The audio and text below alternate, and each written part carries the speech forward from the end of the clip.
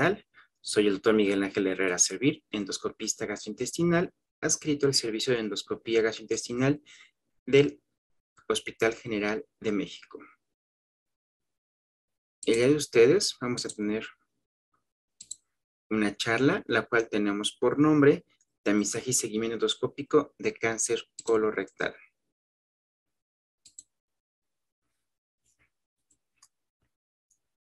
Muy bien, el programa de la sesión, vamos a ver sobre epidemiología en México, factores de riesgo, inicio de la detección, pruebas de detección más comunes, colonoscopía de calidad, seguimiento posterior a la resección, situaciones especiales y conclusiones.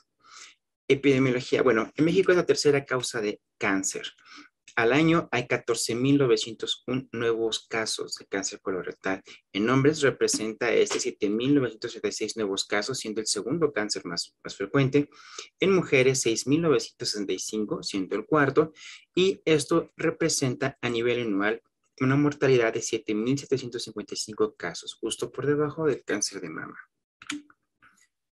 ¿Por qué es importante detectar? Bueno, porque el 75-80% de los cánceres colorectales son esporádicos. De estos, el 70% tiene como precursor un adenoma y el 30% tiene como precursor un pólipo cerrado. Hay un 1% de prevalencia de cáncer invasor de un pólipo menor de 9 milímetros. El 20-25% tienen con algún tipo de componente familiar, ya sea en segundo o en primer grado. Del 5 a 6% se tiene un riesgo durante la vida de desarrollar cáncer colorectal. El 5 al 7% tienen predisposición hereditaria y hay que recordar que un pólipo desde que nace hasta que se convierte en cáncer pueden pasar aproximadamente 10 años. ¿Qué factores de riesgo tenemos para el cáncer de colon? Bueno, personas mayores de 45 años, un estilo de vida sedentario, consumo de tabaco, la obesidad, el consumo de alcohol, más de 60 gramos al día para hombres, más de 40 gramos al día para mujeres, síntomas colónicos que no responden al tratamiento médico, pacientes con sangrado rectal o quienes tienen anemia por deficiencia de hierro, cambio en hábitos intestinales y obviamente historia familiar de cáncer colorectal, adenoma de colon o síndromes polipósicos. ¿Cuándo iniciar la detección? Bueno, se tienen esos factores de riesgo. La población objetivo es aquella que tiene 50 años y a las guías están recomendando que sea 45 años, la edad a la que se inicia la detección, y más adelante veremos el por qué. Pero vamos a tener tres tipos de poblaciones: la población de riesgo bajo o promedio, riesgo intermedio y riesgo alto. Para riesgo bajo va a ser la población general, mayor de 50 años, asintomáticos y sin antecedentes de riesgo para cáncer colorectal. Riesgo intermedio es aquellos que ya tienen historia familiar de cáncer o pólipos. Y riesgo alto, el 25 a 30%, prácticamente aquellos que ya tienen síndromes o ya tienen una predisposición alta a tener cáncer. Para fines de esta charla nos vamos a enfocar en esta población. ¿Por qué? Porque estos justamente son los que debemos tener el screening. Otros dos grupos ya tienen indicaciones muy precisas para su detección. Entonces, pacientes con riesgo promedio. La detección temprana reduce en un 69% la incidencia de cáncer colorectal y reduce en un 68% la mortalidad. 94% de los nuevos casos de cáncer ocurren después de los 45 años. La detección temprana debe ser prioritaria entre 50 a 75 años. Pero ¿qué pasa con las edades menores? ¿Qué pasa con el 45 a 49 en esos grupos de edad? Bueno, estos llegan a ser hasta el 10.5%. De aquí el interés de que la detección sea a edades mucho más tempranas, o sea, 45 años, por este porcentaje. A su vez, también aquellos pacientes que tenían datos de alarma y de inicio agudo, como pérdida de peso, anemia por deficiencia de hierro, sangrado rectal o cambio en el hábito intestinal. ¿Con qué pruebas contamos? Sin lugar a dudas, la colonoscopía es el estándar de oro para la detección de lesiones, ya sea porque nos sirve para su diagnóstico y también nos sirve para su tratamiento. Pero ¿qué pasa con las personas que no quieren hacerse colonoscopia de un inicio o bien cuando queremos iniciar un screening sobre a quién en especial hacer una colonoscopia? Bueno, tenemos dos tipos de pruebas: aquellas que son realizadas en las heces, que es la sangre oculta en heces, el FIT, que tiene anticuerpos, y los test a base de DNA, que utilizan biomarcadores, o los que ya requieren algún tipo de imagen, como es la Colotac, la cápsula y la rectosimuloscopía. Pero este tiene el defecto que solo vemos el colon izquierdo. ¿Cuál es la ventaja de estas pruebas? Que suelen no ser tan invasivas, excepto de la rectosigmoidoscopía. Muchas de ellas se pueden hacer en casa, algunas de ellas se pueden hacer muy rápido, no requiere una preparación especial, pero ¿cuál es el detalle? Que cualquiera de estas, si sale positiva para una lesión, tenemos que hacer al fin y al cabo una colonoscopía y esa tiene que hacerse entre los 6 a 12 meses después de la prueba. Y aquí tenemos algunos ejemplos. Este es como se realizaría la prueba FIT. La persona puesta en su casa evacúa. Con este dispositivo se toman muestras de las heces fecales, se guardan en este contenedor y se llevan al laboratorio. Dependiendo del resultado, se considera como positiva o negativa. Esta es la cápsula, va a tomar imágenes, una de los modelos. Hay unas que solo tienen una cámara, pero va a tomar imágenes tanto la parte anterior y posterior. De esta manera realiza un video de todo el colon y el intestino.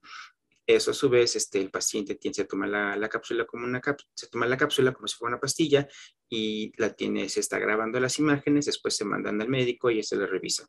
Esas son las imágenes que puede tener la Colotac y obviamente esto es una colonoscopía o ya una representación de lo que sería una visión directa. ¿Qué precisión tienen las pruebas? Bueno, las más importantes serían el FIT con 20 microgramos, tiene una sensibilidad de 79% y una especificidad de 94%. La colonoscopía tiene una sensibilidad para adenomas grandes del 90%, para adenomas pequeños menores de 10 milímetros del 75% y para cáncer colorectal más del 90%. Estas dos serían una combinación ideal. La sangre oculta en heces tiene una sensibilidad del 50-75% con una especificidad del 96 al 98%, con sus pequeños defectos en los cuales puede haber un porcentaje importante de falsos positivos. El test de DNA tiene una sensibilidad del 93% y una especificidad del 84%. Este es mucho más claro que cualquiera de otras pruebas. Y la Colotac tiene una sensibilidad del 86 al 100%. Para pólipos mayores de 6 milímetros, 68 a 98%, para más de 10 hasta un 94%, con una especificidad del 93 y 98% respectivamente, con sus defectos en los cuales, obviamente, lesiones mucho más pequeñas o lesiones planas podrían no verla. Ahora, ¿cada cuándo? Si estas pruebas son negativas, ¿cada cuándo tenemos que realizarlas? Bueno, la sangre oculta en heces tiene que ser anual, el FIT anual, la Colotac puede ser cada 5 años, la sigmoidoscopia flexible puede ser cada 5 años, la sigmoidoscopia flexible con FIT puede ser cada 10 años y obviamente con el FIT anual, y la colonoscopia cada 10 años.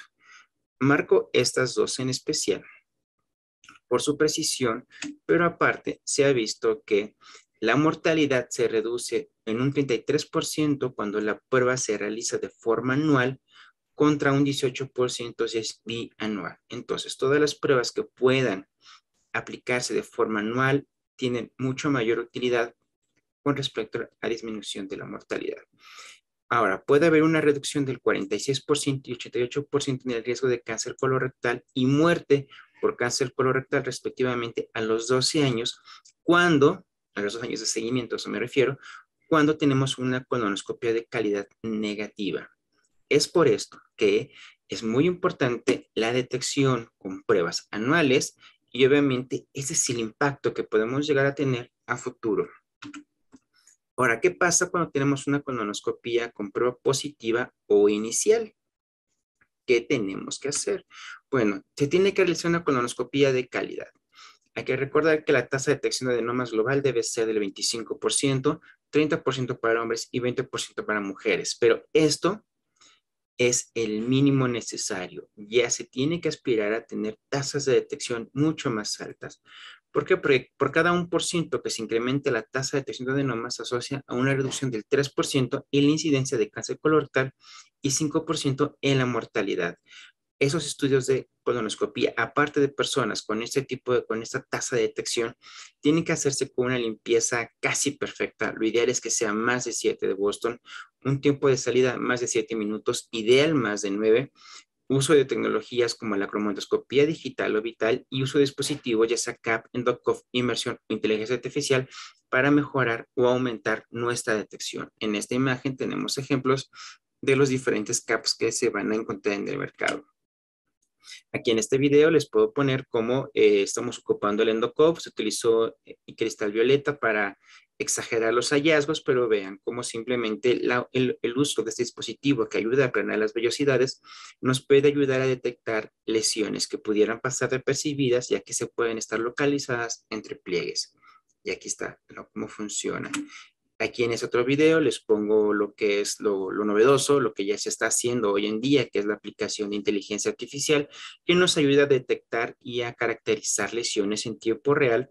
Y esto puede mejorar también nuestra tasa de detección. Pero bueno, esto puede ser motivo de otra conferencia. ¿Qué nos podemos encontrar? Bueno, esos son los diferentes tipos de pólipos que nos podemos encontrar, desde hiperplásticos, pólipos cerrados y adenomas en sus diferentes fases, ya sea sesiles y también pediculados. Obviamente la colonoscopia tiene esa virtud de la detección y del tratamiento de estas lesiones. Ahora, ya se detectó un pólipo y ya lo resecamos. ¿Cuál es el seguimiento que se debe tener? Muy bien, ante una colonoscopia de alta calidad, que permite ver pólipos mayores de 5 milímetros y que con un colonoscopista que tiene una adecuada tasa de detección y se hizo una resección completa. Si no encontramos nada o encontramos menos de 20 pólipos hiperplásticos menores de 10 milímetros, el seguimiento es cada 10 años. Si encontramos adenomas 1 o 2 menores de 10 milímetros, el seguimiento puede ser de 7 a 10 años. Si encontramos 1 a 2 pólipos cerrados sésiles menores de 10 milímetros, el seguimiento puede ser a los 5 o a los 10 años.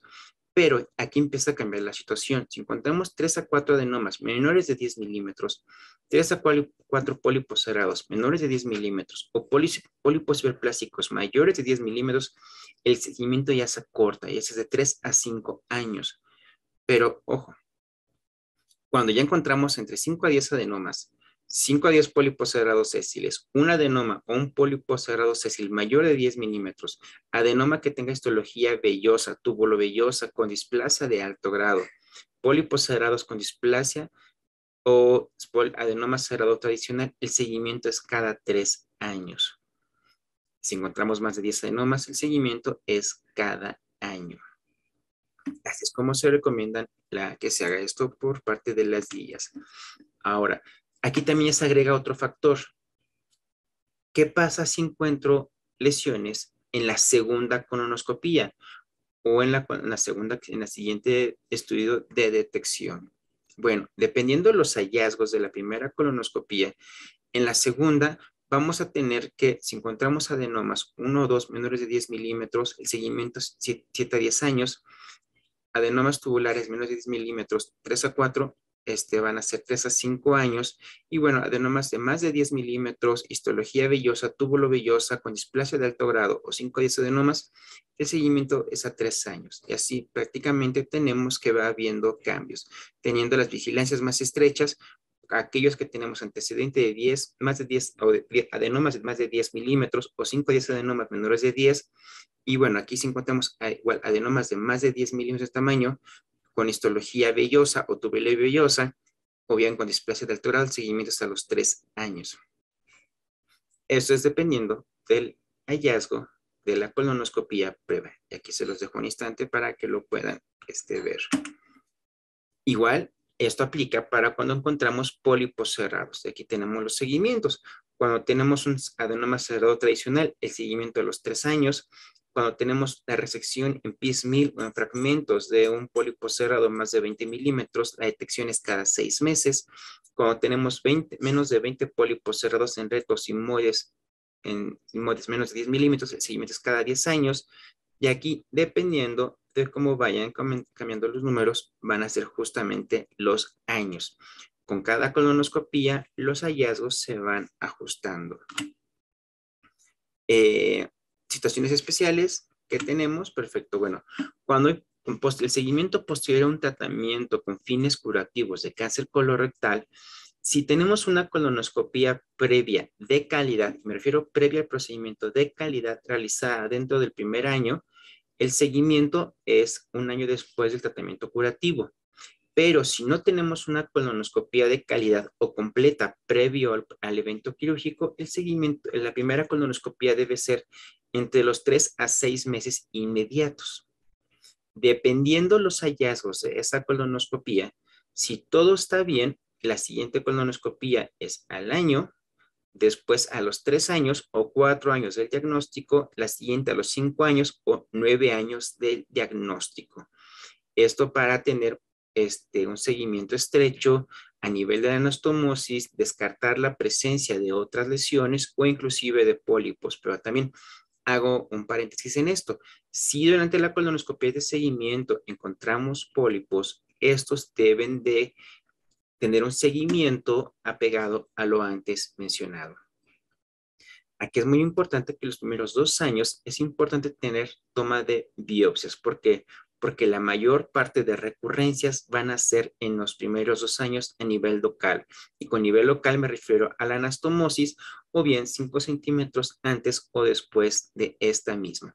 Después de estos 2 años, la recurrencia local cae significativamente, aunque bueno, la recurrencia en otros órganos sigue estando presente. De ahí que tiene que haber una vigilancia estrecha. Y aquí les dejo esta imagen dependiendo si hay o no hay una colonoscopía previa. Otro tipo de pacientes especiales son aquellos pacientes en los cuales tienen familiares donde ya se diagnosticó cáncer colorectal o bien ya se diagnosticaron pólipos. Esos tienen que iniciar la detección temprana, o sea, el paciente objetivo, a los 40 años, o sea, más joven, o 10 años antes de la edad del diagnóstico. ¿Por qué es importante esto? Porque cuando ya tenemos antecedente, ya sea de pólipos avanzados o cáncer colorectal, aumenta el riesgo en pacientes de 30 a 44 años, el riesgo de tener cáncer o lesiones en los familiares de primer grado es 5.37 veces más alto que cuando el diagnóstico se hace en personas mayores de 60 años. Entonces, eso es lo que hablamos. Pacientes con cáncer colorectal o pólipos avanzados en familiares de primer grado menores de 60 años o cáncer colorectal o pólipos avanzados en familiares de segundo grado. Esos son los que también tenemos que prestar mucha atención y en los cuales el screening debe ser mucho más temprano. Tenemos que recordar que si estamos viendo que hay un comportamiento de una lesión que se está presentando, ya sea pólipos en cáncer, 3 generaciones o más, tiene que haber un asesoramiento genético porque ya estamos ante un síndrome. Otra de las grandes preguntas es, ¿hasta cuándo seguir o hasta cuándo dejar de seguir? Bueno, el seguimiento en adultos mayores, estamos hablando de 75, 85 años o más, tenemos que individualizar cada caso. ¿Por qué? Porque, bueno, aquí ya entra un papel muy importante las comorbilidades. Ya son pacientes que pueden tener problemas del corazón, hipertensión, problemas de coagulación, cáncer en otros sitios, demencia senil, entre otros factores que esto puede condicionar un aumento en el riesgo a la hora de realizar la colonoscopía. O bien, es muy probable que por su condición clínica el paciente pueda padecer de otra causa antes de que pueda haber, de que un pólipo se pueda convertir en cáncer. Entonces, ¿a quién le podemos hacer la colonoscopía? Bueno, cuando hay signos de alarma y no hay un estudio antes, el paciente desea saber y no tiene colonoscopía antes, pero bueno, tenemos que ver que tenemos que comentarle los riesgos, ¿no? Y obviamente también algo que tenemos que evaluar es la calidad de vida en los siguientes 10 años. Le hago la colonoscopía hoy, pero sus expectativas de vida son menores estos 10 años, quizás no valga la pena realizar una colonoscopía. O bien, si yo le voy a realizar una resección que le puede condicionar un porcentaje alto de perforación, problemas cardiovasculares durante el procedimiento, pero a su vez esto se agrega a un estado clínico no estable, híjole, tenemos que ver realmente si vale la pena o no para no agregarle más daño. Pero bueno, ya para terminar, un factor principal en el fallo de las detecciones es la ansiedad por el resultado positivo. Eso es algo que los pacientes suelen tener mucho miedo, ¿no? O sea, no me hago la prueba porque, ¿y si sale positivo? ¿Y si me dicen que tiene cáncer? Yo me siento bien, yo no tengo problemas, ¿y para qué me la voy a hacer, no? Entonces tenemos que tener charlas con los pacientes y explicarles el por qué es bueno y el por qué no deben tener miedo.